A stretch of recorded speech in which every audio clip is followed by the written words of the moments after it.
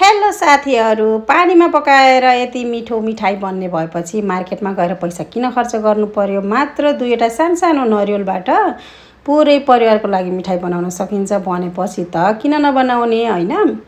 मैले चाहिँ दुईवटा सानो नरिवल लिए अनि त्यसलाई टुक्रा टुक्रा गरेर काटे, दुई टुक्रा बनाएर के। त्यसपछि बदाम पनि लिए, एक कचौरा जति सानो कचौराको। त्यसपछि यसलाई 10 मिनट जतिको लागि पानीमा पकाए, बुक्लु बुक्लु पारेर पकाए। त्यसपछि यसको छिल्का निकाले अनि बदामको छिल्का पनि निकाले। यसरी पकाएपछि छिल्का निकाल्न एकदमै सजिलो हुन्छ। निकालिसकेपछि यसलाई मैले एउटा मिक्सी जारमा राखेँ। यसरी काटेर नरिवललाई चाहिँ काटेर बदाम चाहिँ यतिकै राखेँ।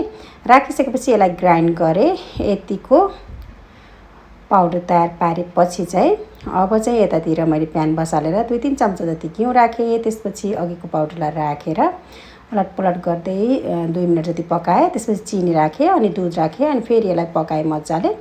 तवरलाई चाहिँ मैले ग्राइन्ड गरेको थिएँ कि 3-4 चम्चा तवरलाई, त्यो पनि राखिदिएँ। त्यसपछि माथिबाट लङ सुकमेलको धुलो पनि राखेँ अनि मजाले चलाउँदै पकाएँ लो हिटमा। अनि पकाइसकेपछि चाहिँ यतातिर चाहिँ मैले एउटा बटर पेपर लिएर एउटा प्लेटमा घिउ लगाएर बटर पेपरको अगाडि पछाडि घिउ लगाएर राखेँ। त्यसपछि यो पाकिसकेपछि यसलाई चाहिँ मैले यसरी राखिदिएर आफ्नो हिसाबले चाहिँ सेप दिएँ।